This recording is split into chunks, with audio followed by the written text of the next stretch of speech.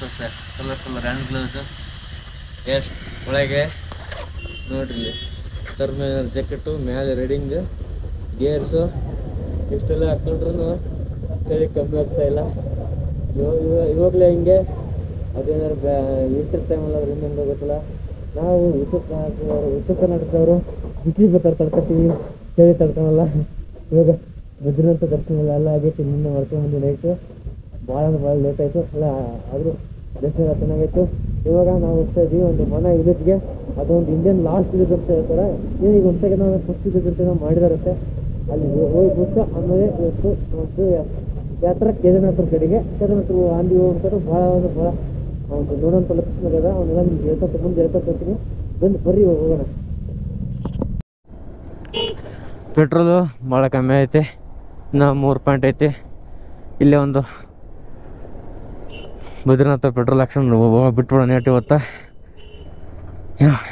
ನಮಗೆ ಹೋಗ್ಬೇಕಾದ್ರೆ ಒಂದು ದಾರಿಲಿ ಜೋಶಿ ಮಠ ಮತ್ತು ಒಂದು ಲೇಕ್ ಬರುತ್ತೆ, ಅದು ಆ ಲೇಕ್ ಒಂದು ನೋಡ್ಕೊಂಡು ಹೋಗೋಣ. ಒಂಥರ ಪ್ಯಾಂಗಂಗ್ ಲೇಕ್ ಥರ ಇರುತ್ತೆ ಸೇಮು, ಅದು ನೋಡ್ಕೊಂಡು ಇವತ್ತು ಸೋನಪ್ರಯಾಗ ಕಡೆ ನಮ್ಮ ಪ್ರಯಾಣ. ಅಲ್ಲಿ ಯೂಜ್ವಲಿ ನಿಮ್ಗೆ ಗೊತ್ತಿರೋ ಹಾಗೆ ಬೈಕೆಲ್ಲ ಪಾರ್ಕ್ ಮಾಡಿ ನಮ್ಗೆ ಎಷ್ಟು ಬೇಕೋ ಅಷ್ಟು ಲಗೇಜ್ ತೊಗೊಂಡು ಕೇದಾರನಾಥರಿಗೆ ಪಾದಯಾತ್ರೆ ಮಾಡೋ ಸಮಯ ಬರುತ್ತೆ. ಅಯ್ಯಯ್ಯೋ ಪೆಟ್ರೋಲ್ ಬಂಕಿನ ಈ ಥರ ರೆಸ್ಟ್ ಐತಿ ಇದು.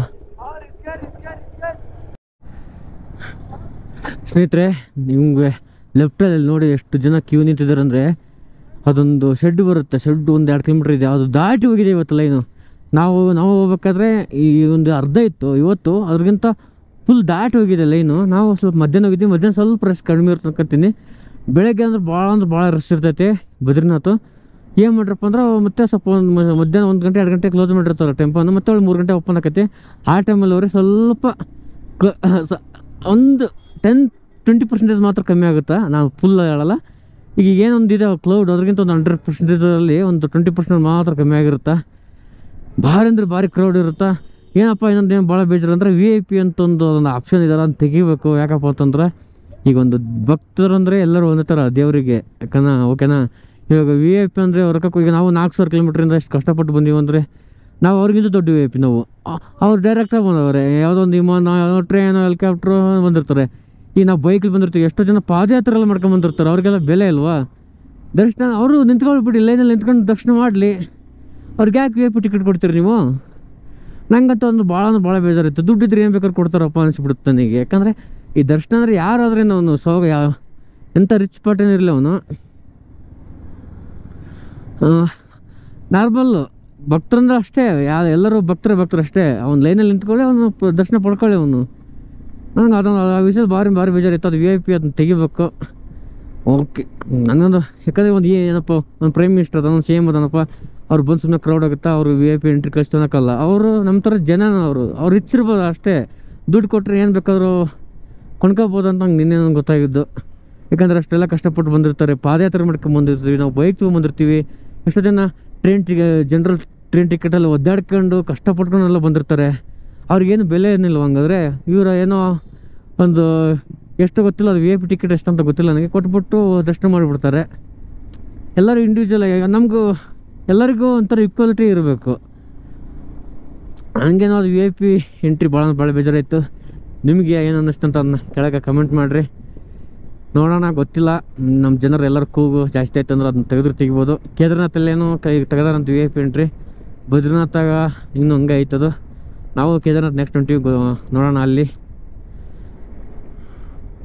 ಸ್ನೇಹಿತರೆ, ಇವಾಗ ನೋಡಿ, ನಾವು ಫಸ್ಟ್ ಇಂಡಿಯನ್ ವಿಲೇಜ್ ಮನ, ಮುಂಚೆ ಇದನ್ನ ಲಾಸ್ಟ್ ಅಂತ ಹೇಳ್ತಾಯಿದ್ರು, ಇವಾಗ ಇದನ್ನ ಫಸ್ಟ್ ಇಂಡಿಯನ್ ವಿಲೇಜ್ ಮನ ಅಂತ ಕರೀತಾರೆ. ಇವಾಗ ಎಲ್ಲರೂ ಬರೋದು ಇಲ್ಲಿಗೆ ಒಂದು ಫೋಟೋ ತೆಗೆಸ್ಕೊಳ್ಳೋಕ್ಕೆ. ನಾವು ಬಂದಿದ್ದೀವಿ ಒಂದು ಫೋಟೋ ತೆಗೆಸ್ಕೊಳ್ಳೋಕ್ಕೆ. ಕಾರ್ದುಂಗದಲ್ಲಿ ಹೆಂಗೆ ಒಂದು ಫೋಟೋ ತೆಗೆಸ್ಕೊಳ್ತಾರೆ, ಇಲ್ಲಿ ಕೂಡ ಎಲ್ಲರೂ ಒಂದು ಫೋಟೋಗೋಸ್ಕರನೇ ಇಲ್ಲಿ ಬರ್ತಾರೆ ಆಲ್ಮೋಸ್ಟು. ನೋಡಿರಿ, ಫೋಟೋ ಶೂಟೆಲ್ಲ ಹಾಕ್ತಾಯಿದೆ ಆಲ್ರೆಡಿ. ಇದು ಮುಂಚೆ ಏನಪ್ಪ ಅಂತಂದ್ರೆ ಇಂಡಿಯನ್ ಲಾಸ್ಟ್ ವಿಲೇಜ್ ಅಂತ ಕರಿತಾಯಿದ್ರು. ಇವಾಗ ಇದನ್ನ ಫಸ್ಟ್ ಇಂಡಿಯನ್ ವಿಲೇಜ್ ಅಂತ ಈಗ ಕರೆಯಕೊಂತಾರ ಮನ.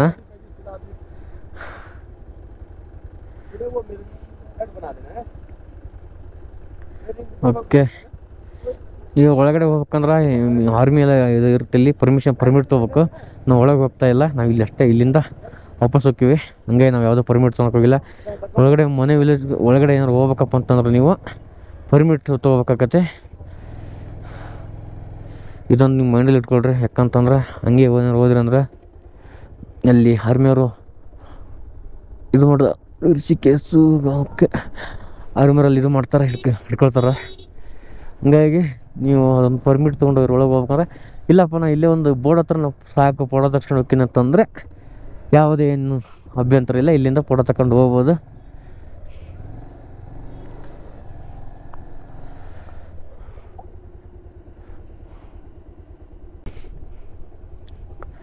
ನೋಡ್ರಿ ಎಷ್ಟು ಜನ ಫೋಟೋ ಶೂಟ್ ಬಂದಾರೆ ಇಲ್ಲಿ ನೋಡೋಕ್ಕೆ.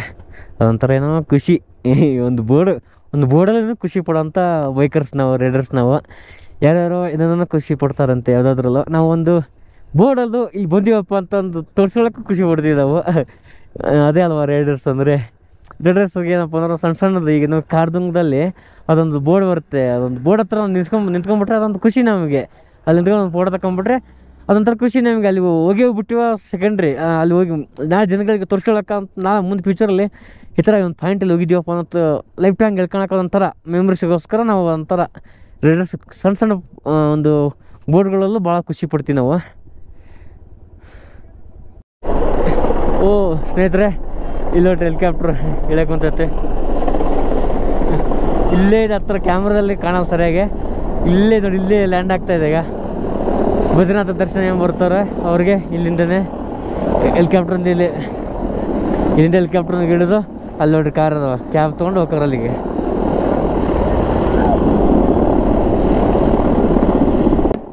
ನಾನು ಜೀವನದಲ್ಲಿ ಇದೇ ಒಂದು ಫಸ್ಟ್ ಟೈಮ್ ಹೆಲಿಕಾಪ್ಟರ್ ಲ್ಯಾಂಡ್ ಆಗ್ತಾರೆ ನೋಡಿರೋದು. ಅಲ್ಲೇ ಪಕ್ಕದಲ್ಲೇ ಐತೆ ನಮ್ಮದು, ಅಲ್ಲೇ ಇದೆ ನಮ್ಗೆ ಏನಪ್ಪ ಅಂದರೆ ಎಲ್ಲ ಐತೆ, ಆದರೂ ನೋಡೋಕ್ಕಾಗಿದ್ದಲ್ಲ.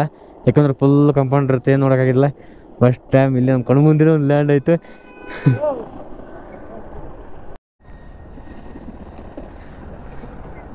ಸ್ನೇಹಿತರೆ, ನಾವು ಹೆಲಿಕಾಪ್ಟ್ರು ಇದು ಲ್ಯಾಂಡಿಂಗ್ ಆಗಿ ನೋಡಿದ್ವಿ, ಟೇಕಪ್ ಆಗಿ ನೋಡಿಲ್ಲ. ಇವಾಗ ಟೇಕಪ್ ಆಗಿ ನೋಡ್ಕೊಂಡು ಹೋಗೋಣ. ಆ ಕಡೆ ಬಲಕ್ಕೆ ಹೋಗೋಣ.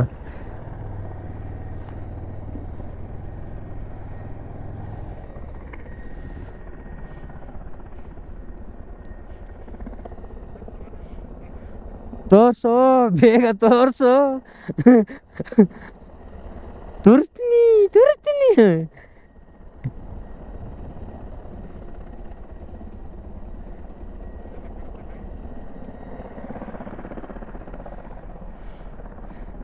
ಈ ಯಾವ ಗ್ಯಾಪಲ್ಲೆಲ್ಲ ಹೊಡ್ಕೊಂತ ಇದೆಯಾ ಫೋಟೋ ನೀನು? ಇರೋವರ ಗ್ಯಾಪೆಲ್ಲ ಯೂಸ್ ಮಾಡ್ಕೊಂತವನೆ ಪಪ್ಪೇಸಿ.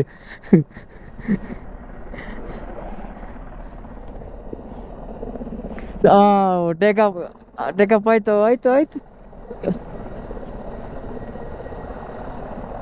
ಓ ಓ ಓ ಓ ಓ ಓ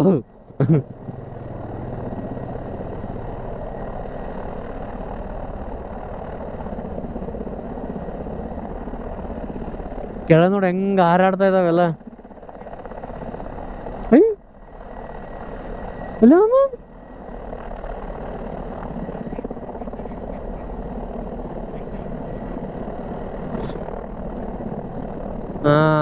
ಆರ್ತು ಎಷ್ಟು ಹತ್ರಕ್ಕೆ ಆರ್ತಿದ್ರೆ 200 ಮೀಟ್ರ್ ಆಯ್ತು, 400 ಮೀಟ್ರ್ ಆಯ್ತು.